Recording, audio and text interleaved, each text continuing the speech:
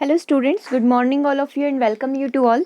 आज हम लोग यहाँ पर एनसीईआरटी क्लास कंप्लीट करने जा रहे हैं। एनसीईआरटी का एक बहुत इंपॉर्टेंट टॉपिक है which is related to water. पानी से रिलेटेड एक बहुत सारी इन्फॉर्मेशन जो है आज के सेशन में हम लोग डिस्कस करेंगे। सो सेशन को लास्ट तक देखिएगा, कोई भी पॉइंट यहाँ पर आपको मिस नहीं करना है। और जो आपको होमवर्क क्वेश्चन दिए गए थे वो इसी चैप्टर से दिए गए हैं, ठीक है। वीडियो के डिस्क्रिप्शन में आपके क्वेश्चन रखे हुए हैं, कमेंट बॉक्स में जाकर आप कमेंट करके बता सकते हैं कि हाँ, आपने जो भी आज पढ़ा है वो सारी चीज़ें आपको लर्न हो चुकी है, ठीक है। चलिए सबसे पहले बात करते हैं थलशाला की, ठीक है। आपको याद होगा हम लोग जब एक बार ईवीएस का टेस्ट लगा रहे इवनिंग में, उसमें हमने देखा था जल जीवन शाला। तो मैंने आपको बताया भी था जल जीवन शाला का मीनिंग क्या होता है। जल जीवन शाला जो एक कृत्रिम रूप से तैयार किया गया घर बोला जाता है। तो सबसे पहली शब्दावली आपको यहाँ पर वो ही दी गई है। यह छोटे घर के पौधे रखने का एक कृत्रिम आहता होता है। थलशाला का मीनिंग क्या होता है? थल मतलब हमने, थल यानी क्या होता है? हमारी भूमि या फिर जमीन, उसके ऊपर हमने क्या करा है? पौधों के रहने के लिए एक छोटे से घर की व्यवस्था कर दी है। अपनी थलशाला खुद बनाई है। तो देखो बच्चों ने कैसे बनाई है। यहाँ पर इस डब्बे के अंदर एक बड़े जार के 1/4 भाग में मिट्टी भरकर उसे अच्छी तरीके से दबा दें, ठीक है। इसके ऊपर ह्यूमस की एक पतली परत लगाएं। सबसे पहले सबसे बड़े पौधे लगाए, तदुपरांत उसके छोटे छोटे पौधे जो है जल की फुहार छिड़के और पूरा इस तरीके से यहाँ पर घर बनाकर यहाँ पर इन्होंने क्या करा है? अपनी थलशाला को एक डिब्बे के अंदर बनाए। इसी तरीके से हमने जल जीवन शाला भी देखी थी। जल जीवन शाला क्या होती है? जैसे एक्वेरियम होता है, तो वो क्या है? मानव के द्वारा निर्मित एक कृत्रिम घर है। किसके लिए? मछलियों के लिए। तो जो एक्वेरियम होता है, जो फिश के रहने का स्थान होता है, उसको हिंदी में जल जीवन शाला बोला जाता है। और थलशाला जमीन पर रहने वाला। समझ में आया? ये दोनों चीजें बहुत मतलब नाम तो सेम है लेकिन थोड़ा सा डिफरेंस है। थल मतलब जमीन और जल मतलब कि पानी वाला जो है हमने क्या कर लिया? कृत्रिम रूप से उसका निर्माण कर लिया है। चलिए आगे बढ़ते हैं। देखो इस बादल के माध्यम से हम लोग इस चैप्टर की शुरुआत करते हैं। जैसे कि यहाँ पर बताया हुआ है, एक हंसता खेलता सा बादल है। अब ये किस तरीके से बरसेगा, ये सारी चीज़ें यहाँ पर बताई हुई है। देखो नॉर्मली एक बादल होता है, ठीक है, उसमें से बारिश होती है। बारिश का जो पानी रहता है वो बहकर वापस से नदियों तालाबों में इकट्ठा हो जाता है। फिर यहीं से वाष्पीकरण की प्रक्रिया स्टार्ट होती है। पूरा एरो के माध्यम से दर्शाया हुआ है।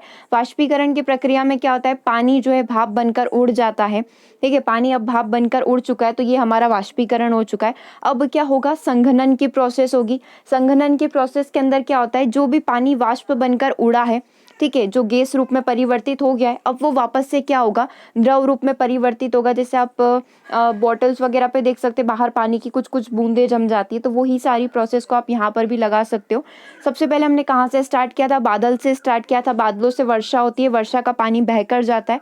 अब वो जो पानी नदियों और तालाबों में है उसका होगा वाष्पीकरण। वाष्पीकरण होने के बाद उसका कौन सी प्रोसेस होती है? संघनन की प्रोसेस होती है। संघनन की प्रोसेस में क्या होती है? गैस अवस्था में यदि कोई भी मैटर मटेरियल है तो वो अब किस अवस्था में चला जाता है? वापस से अपनी द्रव अवस्था में चला जाता है। फिर से क्या हो जाती है? बारिश हो जाती है। तो ये पूरा आपको किसका डायग्राम दिख रहा है? ये पूरा हमारा वाटर साइकिल है।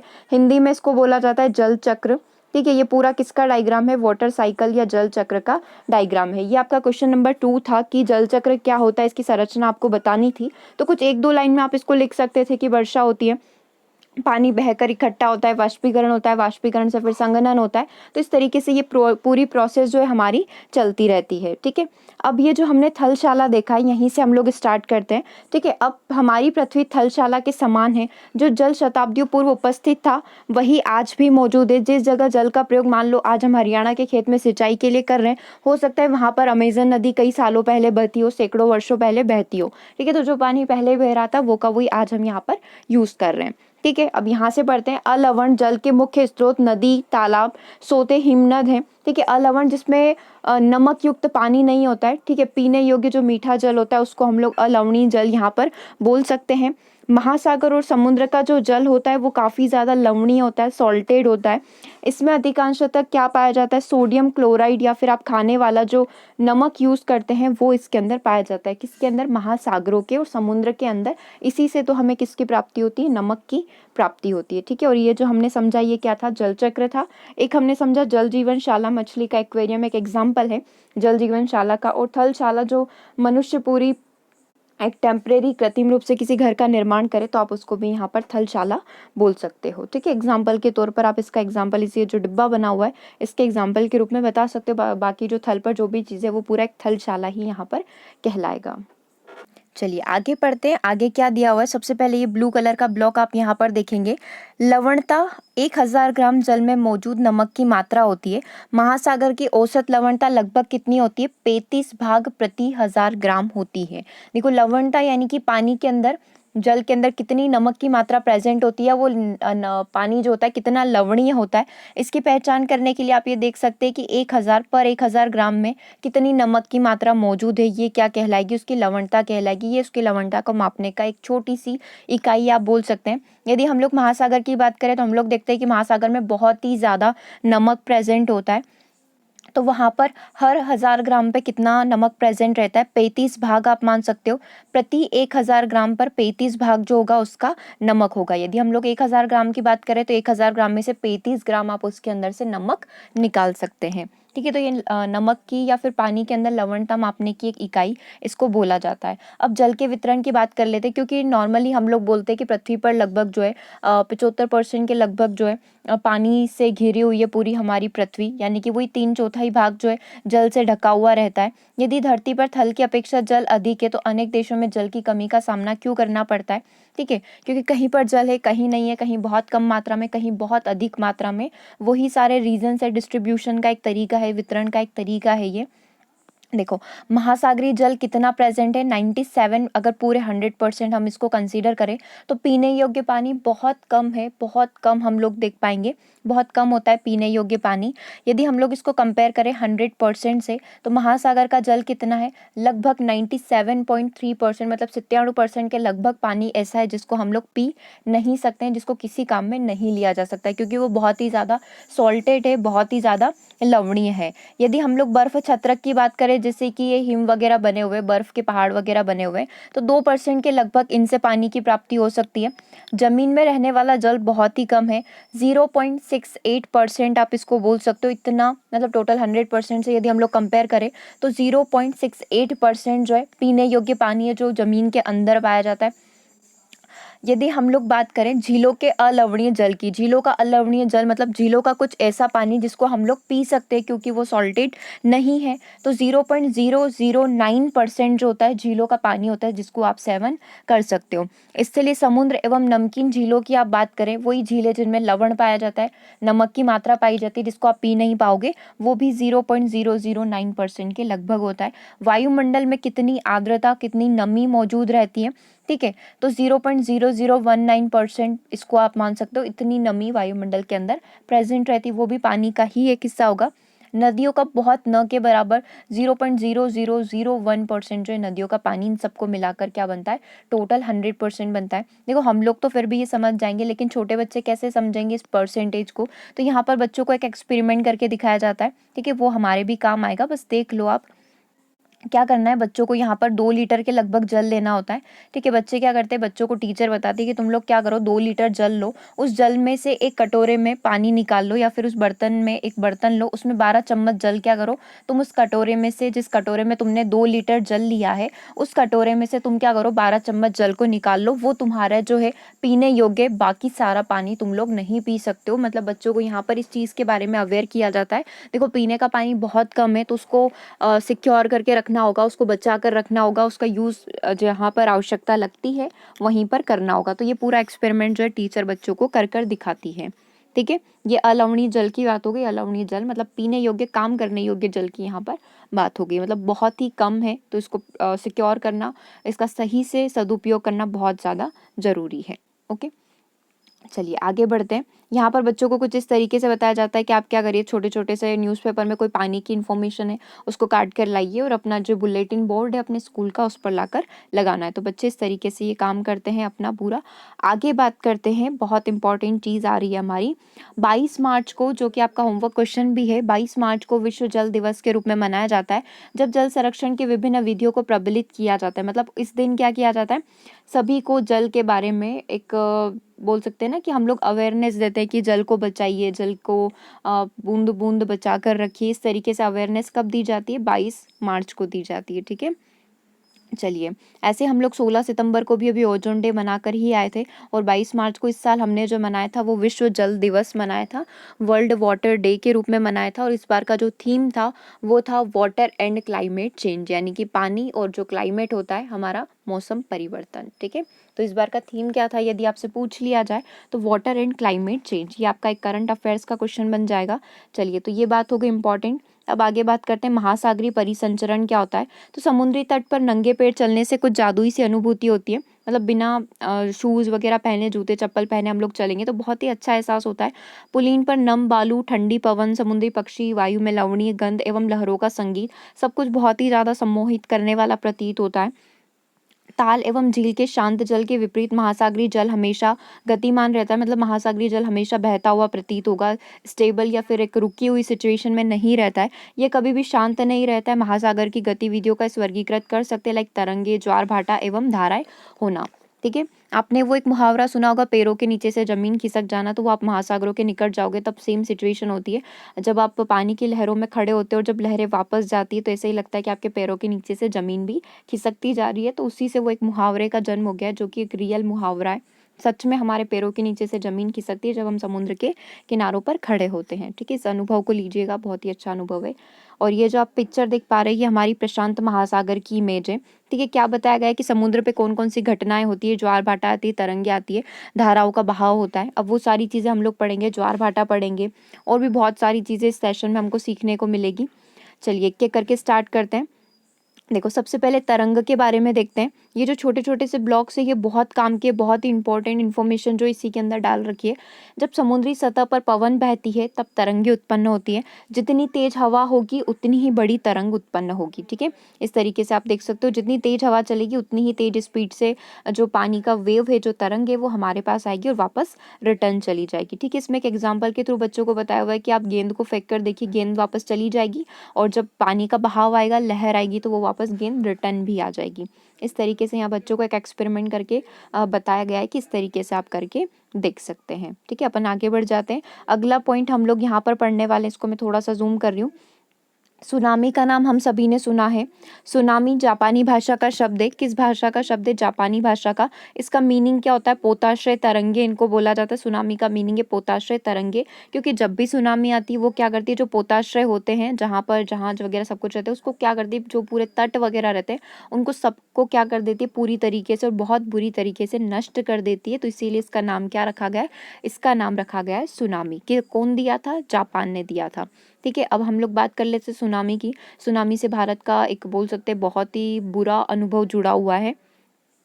तूफान में तेज वायु चलने पर विशाल तरंगे उत्पन्न होती है। हमने देखा ये, क्योंकि जैसे जैसे तेज पवन बहेगी वैसे वैसे तरंगे उत्पन्न होगी। तो तूफान में क्या होता है, तेज वायु चलने से विशाल तरंगे उत्पन्न होती है। इसके कारण बहुत ज़्यादा विनाश होता है। भूकंप मान लो, ज्वालामुखी उद्गार या जल के नीचे भूस्खलन के कारण महासागरीय जल बहुत तेजी से विस्थापित होता है। ठीक है, या तो नॉर्मली जमीन के अंदर, जमीन पर भूकंप आता है तो हम लोग उसको नॉर्मल भूकंप बोलते हैं। जब वो समुद्र के अंदर आता है तो उसे हम लोग क्या बोल देते हैं? सुनामी बोलते हैं। ठीक है, वहाँ पर भी जमीन के अंदर कुछ चेंजेस हो रहे हैं, या फिर ज्वालामुखी उद्गार हो गया है जिसकी वजह से जो है लावा बहकर पानी में आ गया है। तो कोई भी कारण यहाँ पर हो सकते हैं। ठीक है, जल के नीचे भूस्खलन हो गया है, तो इन सभी के कारण क्या होता है? सुनामी आती है। इसके परिणाम स्वरूप 15 मीटर तक की ऊंचाई पर विशाल ज्वारी तरंगे उठ जाती है, जिसे हम लोग क्या बोलते हैं? जिसे हम लोग सुनामी बोलते हैं। अब तक की सबसे विशाल सुनामी 150 मीटर मापी गई है। ये तरंगे 700 किलोमीटर और ज़्यादा 800 किलोमीटर प्रति घंटे की स्पीड से चलती है। 2004 की सुनामी की बात करें जो कि भारत में आई थी, उसने भारत के तटीय क्षेत्रों में बहुत ज़्यादा विनाश फैला था। लाखों लोग घायल हो गए थे, हज़ारों की संख्या में मृत्यु हो गई थी। सुनामी के बाद क्या हुआ था? अंडमान और निकोबार द्वीप समूह में जो इंदिरा पॉइंट है अंडमान निकोबार का, वो पूरी तरीके से डूब गया था। ठीक है, ये सुनामी की बात हो रही है। थोड़ी सी इसको स्टोरी को पढ़ लेते हैं। क्या है ये स्टोरी? हर एनसीईआरटी की बुक में आपको ये स्टोरी मिलेगी। ठीक है, चाहे वो किसी भी क्लास की हो, सभी बच्चों को इसके बारे में थोड़ी थोड़ी अवेयरनेस दी जाती है। 26 दिसंबर 2004 को हिंद महासागर में सुनामी तरंगों अथवा पोताश्रय तरंगों के कारण, वही सुनामी जापान का शब्द है, पोताश्रय इसका मीनिंग होता है, अत्यधिक विनाश हुआ था। ये तरंगे उस भूकंप का परिणाम थी जिसका अधिकेंद्र सुमात्रा का पश्चिमी सीमा थी। इस भूकंप की तीव्रता रिक्टर पैमाने पर 9 मापी गई थी। तो भूकंप की तीव्रता किस पर मापी जाती है?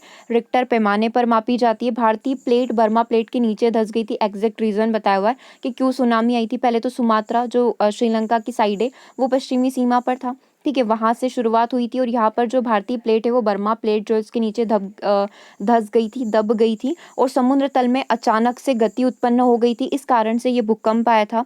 महासागरीय तल लगभग 10 से 20 मीटर तक विस्थापित हो गया था और नीचे की दिशा में क्या हो गया था, झुक गया था। इस विस्थापन के कारण निर्मित अंतराल को भरने में एक विशाल मात्रा में महासागरीय जल उस ओर बहने लगा। ठीक है, क्योंकि देखो कोई भी पानी कैसे बहता है, हमेशा ऊपर से नीचे की ओर बहता है। और जैसे कि हमने देखा कि समुद्र का तल जो है इतना नीचे झुक गया था क्योंकि भारत की जो प्लेट है, क्योंकि हम देखते हैं कि पृथ्वी की जो सतह है, एक प्लेट के ऊपर एक प्लेट इस तरीके से बनी हुई रहती है, ऐसे प्लेट से बनी हुई रहती है। जब प्लेट नीचे धंस चुकी है तो डेफिनेटली पानी भी उसी बहाव में जाएगा जिस तरफ ज़्यादा दबाव होगा, जो काफ़ी नीचे हो गया होगा। तो यहाँ पर क्या हुआ, महासागरीय तल लगभग 10 से 20 मीटर तक विस्थापित हो गया था और नीचे की दिशा में झुक गया था। इस विस्थापन को कम करने के लिए विशाल जो है जल की जो मात्रा है वो नीचे की साइड बहने लगी। फलस्वरूप दक्षिणी एवं दक्षिणी पूर्वी एशिया के समुद्री तटों से जल हटने लगा। भारतीय प्लेट के बर्मा की प्लेट के नीचे चले जाने के कारण वापस ये समुद्र की तट की तरफ आया और ये जो सुनामी की स्पीड थी 800 किलोमीटर प्रति घंटे की गति से आई थी, जिसकी तुलना व्यावसायिक वायुयान मतलब हम लोग एरोप्लेन की स्पीड से माने तो उससे भी काफ़ी ज़्यादा थी। और इसके परिणाम स्वरूप हिंद महासागर के कुछ द्वीप जो है पूरी तरीके से डूब गए थे। भारतीय सीमा का दूर दक्षिणी बिंदु इंदिरा पॉइंट जो अंडमान निकोबार जो कि हम लोग पढ़ रहे थे, वो भी पूरी तरीके से डूब चुका था और तमिलनाडु और जितने भी तटवर्ती सीमाएं हैं वो भी पूरी हमारी यहाँ पर डूब चुकी थी। ठीक है, जब सुमात्रा थोड़ा सा डिटेल में हम लोग इसलिए पढ़ रहे हैं क्योंकि हो सकता है पूरा डिटेल वाली इन्फॉर्मेशन हमसे एग्जाम में पूछ ली जाए। ठीक है, जब सुमात्रा में भूकंप के अधिकेंद्र से तरंगे सुमात्रा से अंडमान निकोबार की तरफ से हम श्रीलंका की ओर से, वही सुमात्रा उधर है तो उधर से अपनी तरफ आएगी और तरंगों की लंबाई जैसे जैसे वो आ रही थी, तरंगों की लंबाई कम होती जा रही थी। जल की गहराई भी कम होने के साथ साथ इसकी स्पीड क्या हो गई, 700 से 900 किलोमीटर प्रति घंटे से 70 किलोमीटर प्रति घंटे तक कम हो गई थी। जैसे जैसे वो उधर से चल कर आया वैसे वैसे उसकी स्पीड क्या होती गई, कम होती गई, क्योंकि विस्थापन यहाँ पर कम होता गया, वहां पर जगह भरती गई पानी से। समुद्र तट से सुनामी तरंगे 3 किलोमीटर तक की गहराई तक गई, जिसके फलस्वरूप 10,000 से भी अधिक लोगों की मृत्यु हुई और 1 लाख से भी ज्यादा घर यहाँ पर प्रभावित हो गए थे। यदि भारतीय तट सीमा की बात करें तो आंध्र प्रदेश के तटीय प्रदेश, तमिलनाडु, केरल, पुडुचेरी, अंडमान निकोबार द्वीप समूह सबसे ज्यादा इससे प्रभावित हुए थे। अब सोचो अगर वो उस स्पीड से आती 700 टू 900 किलोमीटर पर आवर की स्पीड से आती तो फिर तो क्या ही सिचुएशन हो जाती। ठीक है, जैसे जैसे वो श्रीलंका से अपनी तरफ आगे बढ़ी धीरे धीरे इसकी स्पीड क्या हो गई, कम होती चली गई। ठीक है, यद्यपि यहाँ पर बोला गया कि भूकंप का अनुमान लगाना संभव नहीं है, लेकिन फिर भी चेतावनी मिल सकती है। चेतावनी से बहुत सारे लोग सिक्योर हो सकते हैं। 3 घंटे पहले लगभग यहाँ पर चेतावनी मिल जाती है। तो यहाँ पर लोगों ने क्या किया, जैसे कि हमने देखा था कि जब ये सुनामी आई थी, जब एक आदिवासी इलाका था वो तो अपना पूरा क्षेत्र छोड़कर, क्योंकि आदिवासी लोगों को किसने इन्फॉर्मेशन दे दी थी, वहाँ के जानवरों ने, जो कुत्ते वगैरह होते हैं, एनिमल्स अलग अलग तरीके की आवाज़ निकालने लग गए थे। तो आदिवासी क्या है, जंगलों में रहते हैं, जानवरों की आवाज़ को समझते हैं, तो उनको हिंट लग गई थी कि कुछ गड़बड़ होने वाली, तो वो अपना पूरा इलाका खाली करके पहाड़ों पर चले गए थे। तो वो पूरी आदिवासी जनजाति बच गई थी। लेकिन यहाँ पर लोगों ने क्या किया, मनोरंजन के पर्पज से वो तटों पर चढ़कर देखने लगे कि आखिर सुनामी कैसे आती है। तो इसमें बहुत ज़्यादा लोगों की मृत्यु हो गई थी, क्योंकि जो तट पर खड़े थे उनकी मृत्यु वहीं पर हो गई थी, क्योंकि वो मनोरंजन के पर्पज से देख रहे थे कि सुनामी कैसे आती है। मतलब एक एनालिसिस करने के पर्पज से भी अगर खड़े होंगे तो उन सबकी वहाँ पर मृत्यु हो गई, क्योंकि स्पीड बहुत ही ज़्यादा यहाँ पर थी। ठीक है, चलिए अब आगे बढ़ते हैं। ये पूरा अपना तमिलनाडु के तट पर सुनामी का दृश्य बताया हुआ है कि किस तरीके से यहाँ पर सुनामी आई थी। चलिए आगे बात करते हैं सुनामी की कहानी से थोड़ा सा आगे बढ़ते हैं, ज्वार भाटा की बात करते हैं। ज्वार भाटा होता क्या है, तो दिन में 2 बार नियम से महासागरीय जल का उठना एवं गिरना ज्वार भाटा यहाँ पर कहलाता है। देखो ज्वार को भी समझना है, भाटा को भी समझना। आप इसको वो खाने वाला ज्वार ना समझें। ठीक है, ज्वार दी रोटी और पालक दा साग वाली चीज़ें नहीं है यहाँ पर, ये ज्वार भाटा है। तो देखो जब सर्वाधिक ऊंचाई तक जल उठकर तट के बड़े हिस्सों को डुबो देता है। जब जल बहुत ऊंचाई से उठता है, किसके कारण बढ़ता है, ग्रेविटेशन, जो गुरुत्वाकर्षण बल है उसके कारण ये क्रिया होती है। उसको भी समझेंगे कि ऐसा क्यों होता है आखिर। ठीक है, अभी बेसिक हम लोग समझ रहे हैं कि ज्वार भाटा क्या होता है। जब जल जो है सर्वाधिक ऊंचाई तक उठकर तट के बड़े हिस्सों को डुबो देता है तो उसको हम लोग बोलते हैं हैं ज्वार, और जब ये वापस अपने लेवल पर जाता है, जब अपने निम्नतम स्तर पर जाता है तो उसको बोलते हैं भाटा। जब भी ज्वार आएगा भाटा हमेशा उसके साथ आता है। ज्वार मतलब ऊंचे लेवल पर जाना और वापस रिटर्न इसका जाना क्या कहलाएगा यहाँ पर, भाटा कहलाता है। जब वो वापस से तट से पीछे चला जाता है तो उसको हम लोग बोलते हैं भाटा। तो इस तरीके से ये घटना होती है ज्वार भाटा की। अब ये दो तरीके से होता है, एक तो होता है हमारा लघु ज्वार भाटा और दूसरा होता है हमारा वृहत या फिर दीर्घ ज्वार भाटा। अब ये किसके कारण होता है, ये सूर्य, पृथ्वी और चंद्रमा की स्थिति, उनकी पोजीशन चेंज होने के कारण होता है। अब कौन स्टेबल रहता है और कौन अपनी पोजीशन को यहाँ पर चेंज करता है, तो डेफिनेटली चंद्रमा ही अपनी पोजीशन को यहाँ पर चेंज करेगा। ठीक है, अब इस थोड़ी सी थ्योरी को हम लोग यहाँ पर पढ़ेंगे। सबसे पहले हम लोग वृहत और लघु ज्वार भाटा के बारे में पढ़ेंगे। ठीक है, क्या लिखा हुआ है यहाँ पर, सूर्य एवं चंद्रमा के शक्तिशाली गुरुत्वाकर्षण बल के कारण पृथ्वी की सतह पर ज्वार भाटा आता है। ठीक है, वही सूर्य, चंद्रमा और जो पृथ्वी है, इनके गुरुत्वाकर्षण बल के कारण जो होता है क्या आता है, ज्वार भाटा यहाँ पर आता है। जब पृथ्वी का जल चंद्रमा के निकट होता है, वही पृथ्वी जब एकदम से चंद्रमा के निकट सी प्रतीत होती है तो वहां पर जल क्या होता है, काफी ज्यादा अभिकर्षित होता है, जिसके कारण उच्च ज्वार आते हैं। ठीक है, अभिकर्षित होगा, अट्रैक्ट होगा तो उच्च ज्वार आएंगे, तो पानी क्या होगा, तटों पर आएगा। ठीक है, पानी क्या होगा, तटों पर आ जाएगा। और जब वापस से क्या होता है, ये कब होता है पहले ये पढ़ लो। पूर्णिमा एवं अमावस्या के जो दिवस होते हैं, जब पूर्णिमा आती है और जब अमावस्या आते हैं, मतलब एक महीने में 2 बार, है ना। पूर्णिमा और अमावस्या के दिनों में सूर्य, चंद्रमा और पृथ्वी तीनों एक सीध में होते हैं। ये सूर्य, ये हमारा पृथ्वी और ये हमारा चंद्रमा, ये क्या होते हैं, तीनों एक सीध में आ जाते हैं। इसी के कारण सबसे ऊंचे ज्वार आते हैं। ठीक है, इस ज्वार को क्या बोला जाता है, वृहत ज्वार बोला जाता है। कब वृहत ज्वार आता है, कब दीर्घ ज्वार आता है, जब सूर्य, चंद्रमा और पृथ्वी तीनों एक लाइन में होते हैं। ये इस तरीके से आप देख सकते हैं, ये पृथ्वी यहाँ पर है और अभी चंद्रमा बीच में है, और जब चंद्रमा इस साइड होगा, ठीक है सॉरी, तो ये पूर्णिमा और अमावस्या की घटना है, जब ये बीच में होगा और जब ये साइड में होगा, तीनों क्या हो गए, एक सीधी रेखा में हो गए, तो ये क्या है, वृहत ज्वार है। मतलब उच्च गति से ज्वार आते हैं, बहुत स्पीड से आते हैं। अब लघु ज्वार क्या होते हैं, लघु ज्वार ये जब चतुर्थ, हम लोग बोलते हैं ना, 4th क्वाड्रेंट में होना। ठीक है, अब ये चतुर्थ चतुर्थांश में जब चंद्रमा की पोजीशन यहाँ पर होगी, तब किस तरीके का आता है, लघु ज्वार आता है। इतनी स्पीड से नहीं आता है, लेकिन फिर भी इस तरीके के आपको गुरुत्वाकर्षण के कारण लघु ज्वार देखने को मिल सकते हैं। ठीक है, या आप इसकी थ्योरी को यहाँ से पढ़ सकते हो। लेकिन जब चांद अपने प्रथम एवं अंतिम चतुर्थांश में होता है, प्रथम मतलब फर्स्ट और 4th क्वाड्रेंट में होगा, ये फर्स्ट वाला और ये 4th वाला जब इस क्वाड्रेंट में होगा, तो पृथ्वी एवं सूर्य का गुरुत्वाकर्षण बल विपरीत दिशाओं में महासागरीय जल पर पड़ता है और परिणाम स्वरूप निम्न ज्वार भाटा वहां पर आता है। इस प्रकार के ज्वार को लघु ज्वार भाटा यहाँ पर कहा जाता है। ठीक है, ये वाला हमारा वृहत हो गया। ठीक है, ये इस पोजीशन में और इस पोजीशन में तीनों सीध में, तो दीर्घ आएंगे, और छोटे प्रथम और चतुर्थ क्वाड्रेंट या चतुर्थांश में होंगे, तो यह क्या होगा कि विपरीत गुरुत्वाकर्षण का बल पड़ेगा, तो आएगा तो सही, लेकिन इतना नहीं आएगा, निम्न प्रकार का आएगा।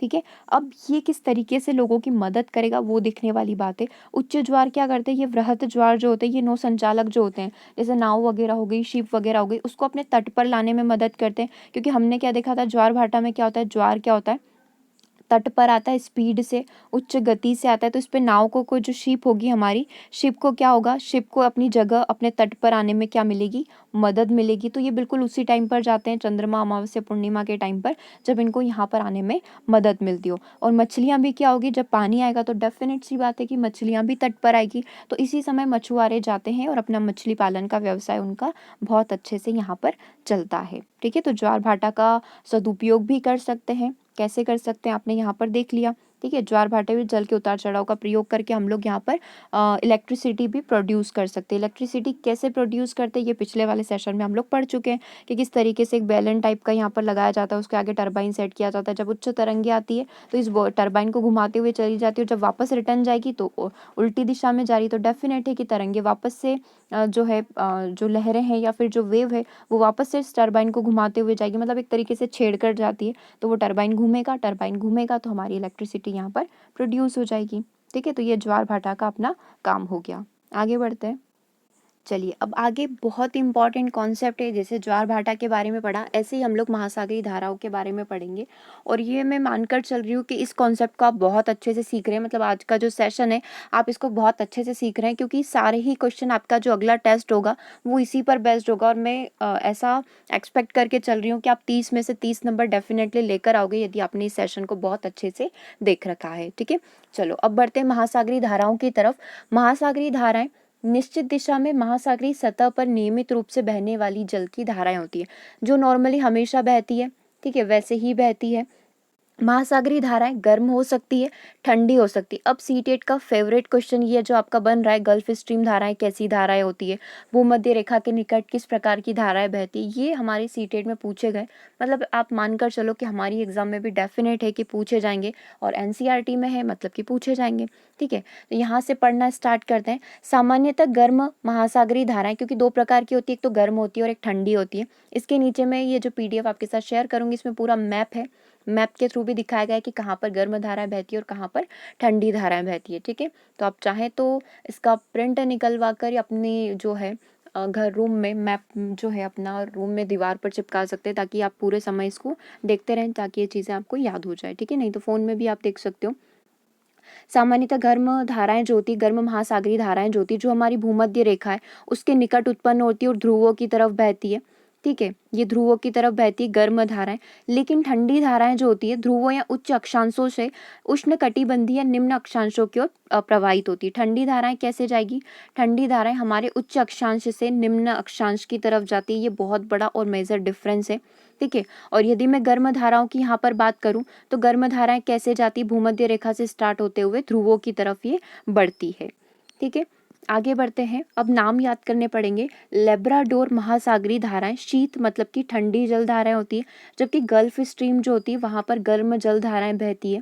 ठीक है, महासागरीय धाराएं किसी क्षेत्र के तापमान को प्रभावित करती है, मतलब वो पूरा डिपेंड करेगा उस महासागरीय धारा के ऊपर कि उस क्षेत्र का तापमान गर्म होगा या फिर ठंडा होगा। गर्म धाराओं से स्थलीय सतह का तापमान गर्म हो जाता है। जो स्थल रहता है, गर्म धाराएं होगी तो ऑब्वियस सी बात है कि वहाँ का जो स्थल है, वहाँ के आसपास की जो भूमि है, जो पूरा एनवायरमेंट है, वहाँ का काफ़ी ज़्यादा गर्म होगा। जिस स्थान पर गर्म एवं शीत जल धाराएं मिलती है वह स्थान विश्व भर में सर्वोत्तम मत्स्य क्षेत्र माना जाता है, मतलब वहाँ पर बहुत ही ज़्यादा मछली उत्पादन किया जा सकता है। जापान के आसपास एवं उत्तर अमेरिका के पूर्वी तट इसके कुछ उदाहरण हैं। अब इसको हम लोग समझेंगे थोड़ा सा मैप के थ्रू। देखो इसके अंदर मैं थोड़ा सा जूम इसको करूंगी, बट ये थोड़ा क्लियर नहीं दिखेगा। ठीक है, पीडीएफ में आप इसको अच्छे से देख पाएंगे। अभी हम लोग क्या पढ़ रहे थे, गर्म जल धाराएं और ठंडी जल धाराओं के बारे में। हमने देखा था भूमध्य रेखा के निकट जो ध्रुवों की तरफ जाती है तो गर्म जल धाराएं होती है, और उच्च अक्षांश से निम्न अक्षांश की तरफ जाती है वो ठंडी जल धाराएं होती है। हमने देखा था गल्फ स्ट्रीम गर्म जल धारा है। ठीक है, और हमने देखा था लेब्राडोर जो है वो ठंडी जल धारा है। तो इस मैप के अंदर क्या किया इन्होंने, जो आपको रेड रेड एरो दिख रहे हैं वो सारी हमारी गर्म जल धाराएं हैं, और जो ब्लू एरो आपको दिख रहे हैं वो सारी हमारी ठंडी जल धाराएं। जैसे कि ये लेब्राडोर यहाँ पर लिखा हुआ है तो ये हमारी ठंडी है। ये कैलिफोर्निया जलधारा लिखा है, ये हमारी ठंडी है। ये आपकी गल्फ स्ट्रीम है जो ऊपर की साइड जा रही है, तो ये हमारी गर्म जल धारा हो गई। ठीक है, इसी तरीके से ब्राज़ीलियन धारा हमारी गर्म जल धारा है। तो ये सारे आप मैप के थ्रू देख सकते हैं कि कौन सी जल धारा कहाँ पर है और किसका नाम कौन सी है। ठीक है, इसमें मेन आपसे यही पूछा जाएगा, गल्फ स्ट्रीम कौन सी है, गर्म जल धारा है, लेब्राडोर कौन सी है, ठंडी जल धारा है। तो जो ब्लू से मार्क किए हुए हैं वो सारी ठंडी है, और जो रेड से मार्क किए वो सारी हमारी गर्म जल धाराएं हैं। ठीक है, चलिए अब इसके अंदर कुछ और इम्पॉर्टेंट पॉइंट है उनको डिस्कस कर लेते हैं। अब देखिए हमने ये चीज़ भी नोटिस करी थी, ये चीज़ भी हमने इसके अंदर पढ़ी है कि मत्स्य उत्पादन के लिए वो बहुत अच्छा प्लेस होता है जहाँ पर गर्म और ठंडी जलधाराएं मिलती है। लेकिन जहाँ पर गर्म और ठंडी जलधाराएं मिलती है वहाँ पर कोहरे का मौसम भी बनता है, और कोहरे का मौसम बनता है तो डेफिनेट सी बात है कि नाविक और जो शिप संचालक होते हैं उनके लिए बहुत ही ज़्यादा प्रॉब्लम वाली चीज़ हो जाती है, क्योंकि आगे का रास्ता दिखेगा नहीं, तो उनके लिए ये चीज़ें थोड़ी प्रॉब्लम क्रिएट करती है। तो सभी चीज़ें पहले से मानकर चलनी पड़ती है कि यहाँ पर ये प्लेस है तो यहाँ पर गर्म ठंडी जलधाराएं मिल रही है, तो आगे कोहरे की स्थिति बन सकती है। तो ये पूरा एक प्रिडिक्शन लगाकर जो है नौ संचालक अपना कार्य यहाँ पर आगे बढ़ाते हैं। चलिए इसके अंदर एक ब्लॉक और है जिसको हमें पढ़ना है। इजराइल के मृत सागर में इज़राइल के मृत सागर में 340 ग्राम प्रति लीटर लवणता होती है। जब हम लोग लवणता की, सॉल्ट जल की बात करते हैं कि जो समुद्र के अंदर बहुत ही ज़्यादा नमकीन जल पाया जाता है, तो यदि पर्टिकुलर इज़राइल की बात करें, इज़राइल के मृत सागर की बात करें, तो उसमें प्रति 340 ग्राम जो है, 1000 ग्राम पे 340 ग्राम जो है लवणता पाई जाती है। इसका एग्जाम्पल आप ये देख सकते हो कि उसके अंदर कोई भी बॉडी जो है डूबती नहीं है, ठीक है, मनुष्य हमेशा उसके ऊपर तैरता रहता है। तो ये इज़राइल के मृत सागर की बात हो गई कि उसके अंदर इतनी ज़्यादा लवणता पाई जाती है, ठीक है, क्योंकि नमक की सघनता, जितना ज़्यादा नमक होगा वो उसको कितना ज़्यादा सघन बना देगी, जिसकी वजह से कोई भी बॉडी या कोई भी चीज़ उसके अंदर डूबेगी नहीं, वो हमेशा उस समुद्र के ऊपर तैरती रहेगी। तो ये पर्टिकुलर इज़राइल के मृत सागर की हम लोगों ने यहाँ पर बात कर ली। चलिए, अब इसमें एक मैप और है, थोड़ा सा और हम लोग इसको पढ़ेंगे, क्योंकि सारे महासागर, सारी झील, सबकी जानकारी, सारी नदियों की जानकारी जो आपको यहीं पर मिलेगी। देखो यहाँ पर आपको दिख रहा है नीचे ही नीचे अंटार्कटिका है, यहाँ पर दक्षिणी महासागर है, दक्षिणी अटलांटिक महासागर, प्रशांत महासागर, उत्तरी अटलांटिक महासागर, हिंद महासागर और ये प्रशांत महासागर, ठीक है, पूरा यहाँ पर बताया हुआ है, मैप के थ्रू बताया हुआ है।